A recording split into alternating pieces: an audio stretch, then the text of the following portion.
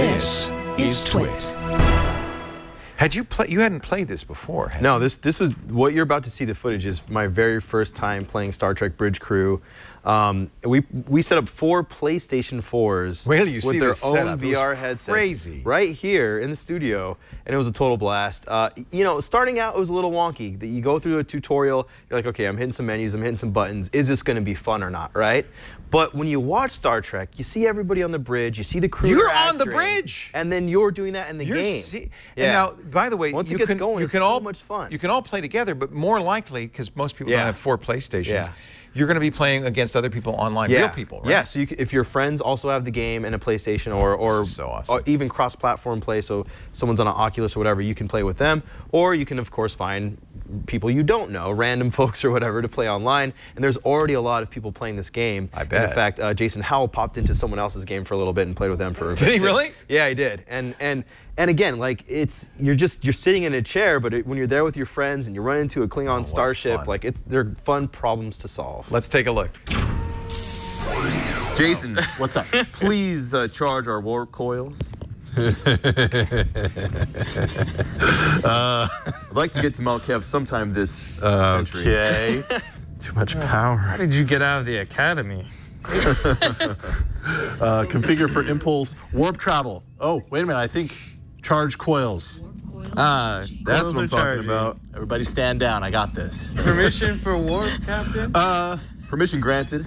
Engaging. Engage us to Malkev. I think. Okay, is that what? There you go. Oh, Warp you do status that. engaging. Okay. Ooh. All right. I feel like we're moving fast. Action Punch completed. All right.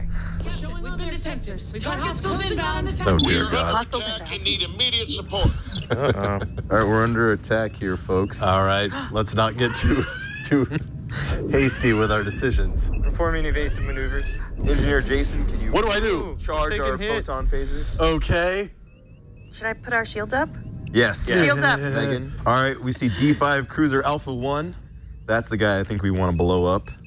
Awesome. There's Putting also us one into called range. Suribachi, which sounds a lot like sriracha and hibachi. Our torpedoes are disarmed. Shall I arm them? Oh Captain? yeah, arm our torpedoes. Immediately. Uh-oh, they know we're Torpedoes here. armed. Okay. Torpedoes are arming. I have phaser range at full capacity. I don't know if that means anything. Let's eliminate this enemy force. Good work, Aegis. Thanks for the help. Ooh, Maybe destroyed. that'll teach them not to shoot at us anymore. Yeah, we saved job. the Suribachi. Did we do something? Yeah, we just Yeah. destroyed D5 Cruiser 1. We saved the Suribachi. Obvi. Obviously. All right, should I unarm our torpedoes? No, we need to help out the USS Raleigh. Hang in there. Information, Captain. Pushing it to your panel. All right, we need to travel to Malkev 2. No Lieutenant target Brian, can you selected. warp us over there? Roger that. You can see more of your body if you turn around. Stop checking yourself out. Looks like you're smelling your armpits or trying to dab. You can't tell No, what I'm it just is. looking at. I have really nice legs. In VR. Permission to engage, sir? Engage. Engage. Okay, engines locked for impulse. Impulse destination. Detecting We're almost planetary there. debris, sir. Oh dear God. Fire. I could use more power if we want to go a little faster. Power on engine power? Yeah. Okay. I'm new here. All right, engine power to maximum. All right. Hostile missile inbound. They're right in front of us. All right, shields up. Shields up. I Shields, think Red that's alert. you, Megan. Prepare for impact. shields up 100%. Good. All right. That's what I like to hear. USS Raleigh, hull integrity 10%. Damn, we're always getting their butts kicked. We need to save them, guys. Okay. Sound very Okay. confident. Red alert. Uh-oh. I was checking out your boots. They're nice, Nate. Megan, please focus on the mission in hand and not they my are fashion. nice. We're, Where'd you get those boots? We're all wearing uniforms. They're the same thing. Yeah, but yours look a little newer than mine. Are we flying towards the rock? Yeah, maybe. Oh. The ship's built like a steakhouse, but she steers like a bistro. Well, we need to throw some kebabs about 3.5 clicks away at that enemy Starship. Some of us have watched more Star Trek than others. So true. I don't think kebabs is a Star Trek thing. Can we fire on that Steakhouses. warbird? Yeah, let's fire on that warbird. Torpedoes are armed. Shields collapse. Shield strength. We're taking Oh, no, someone- massive Dear God. damage. Uh-oh. Massive. I set phasers to burst. I put them up to maximum. Our hull's down to 82%. There you go. There's a torpedo. Okay. That's what I'm talking about. Warp damage. Yeah, let's do it again. Was that you, Brian? No. No, that's me. That's me. Oh, Megan. Megan. All right. Warp damage. I'm Come going to with see if the I big can guns. fix something. Uh-huh. I'm performing evasive maneuvers at the moment. Our You've been hit. My Hull's controls. down to 72%. Oh, no. I need to repair more things. Warbird is getting away. We're down to 33% on our hull. There's fire on the deck. Go away, fire. Somebody What? put that out. We should evacuate the ship, sir. What? Captain always goes down with his ship. He's going down, and so are you. Oh, blown up in this. That looks like hella fun.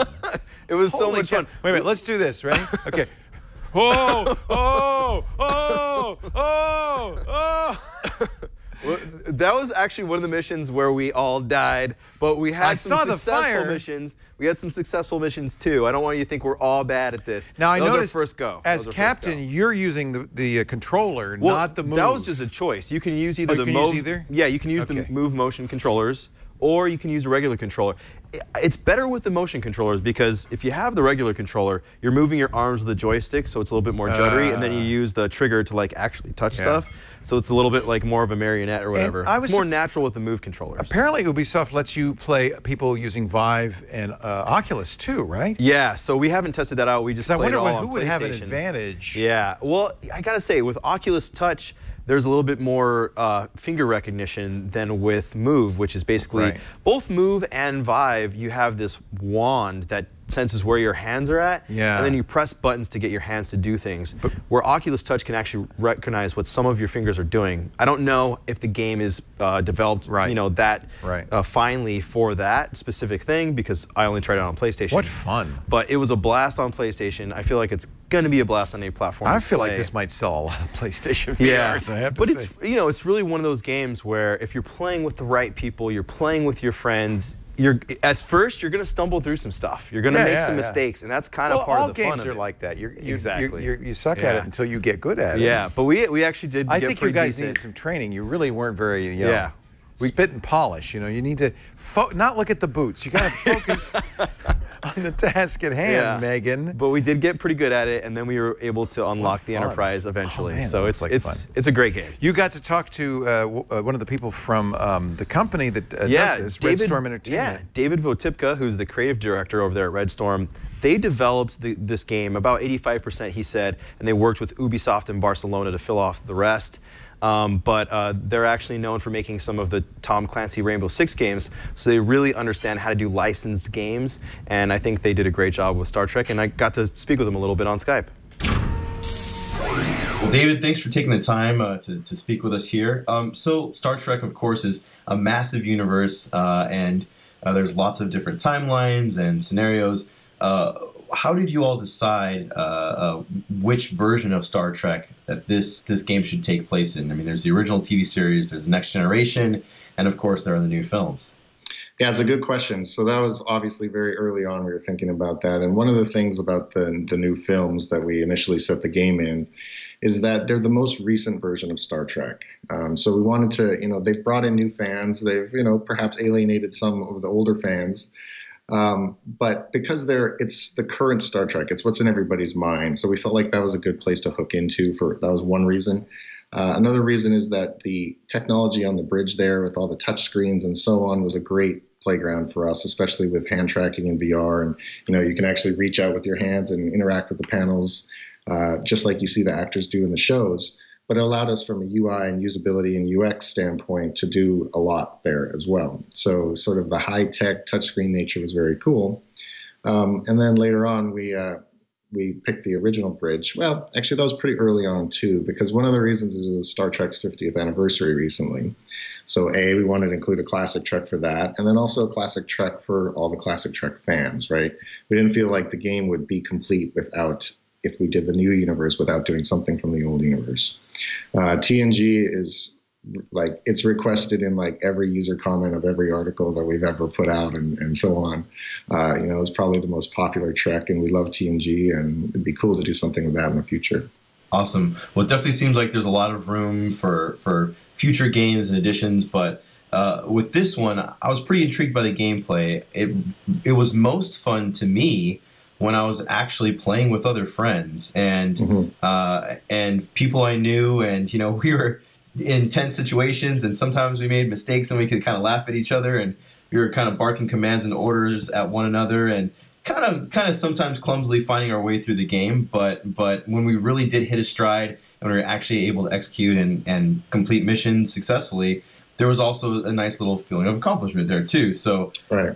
It's an interesting, different style of gameplay because it keeps you seated, but if you're playing with the right people, it can actually be pretty fun. But take me through the kind of idea, who is this game built for, and what do you want people to get out of it? Yeah, so before we started at VR and Red Storm, we started late 2014 kind of exploring. We've been working on deepening online interactions, social interactions between players, which was actually a pretty tough challenge because you're still separated by that screen, right? So when we took one of those prototypes and we got our first DK2 dev kits and we tried it in VR, and me and Brian Tate, the game director, were sitting across the table in VR together, and you just see that person's head moving, and then they turn and they look at you, and then they say something, and your brain is like, wow, that's another person. That's not just an animated avatar. So it was really kind of a magical sort of light bulb moment. That's how powerful social VR could be. So we started thinking about different types of games that sort of harken back to what we had been prototyping before, which kind of led to Werewolves Within. But we also started thinking about crew-based games, and what better crew-based brand, at least I can think of, is Star Trek, right? So one of the things we really wanted players to get out of the game, it kind of comes down to two things, really. One is being able to step inside the world of Star Trek more deeply than you ever have been able to before. So you can actually be on the bridge and at your station and doing the things and acting out just exactly what you would watch in the shows and the films, and so many people have grown up with that. But I think that's a pretty strong fantasy. The big entertainment brands that have entertained people and they've really developed a relationship with, they want to interact with them more deeply, and VR lets us do that.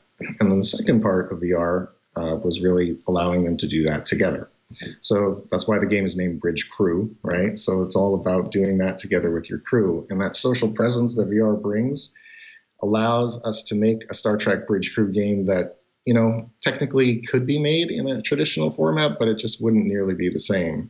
And when we first pitched it to CBS, one of the comments that sticks with me to today is they said, we've always wanted to make a Bridge Crew game like this, but the technology has never existed to do it properly before. So that was kind of the crux of what we wanted to accomplish. Well, it seems like you did kind of pull off that feeling of actually sitting, in the bridge, running a starship. It's a lot of missions where you're going to a place and you have to find somebody, you have to complete some sort of task, or you have to fend some people off and defend yourself, or even go into battle. But I gotta say, I was a little bummed that I couldn't get up and walk around, and I couldn't go to different parts of a starship. It obviously is focused on the bridge, but I wanted to get out there and explore, all the Enterprise and the Aegis have to offer. Of course, those might be different games later on down the road, but were there any technology limitations to adding that sort of stuff? Or did you really just want to make sure that this was a focused experience specifically on the bridge? I think a couple of things. Like in the early days of VR, when the market is still growing, you can only make a game that costs so much and that's so big. So what are you going to focus on? And really, when you think of the heart of what Star Trek is, in so many ways, it's about the relationships of those people on the bridge and everything that they go through together and interacting with each other. If we would have just allowed you to tour the bridge, well, that would have been additional scope and cost, but it's not really spaceship tour either, right? It's about the gameplay and social side of the bridge crew interaction.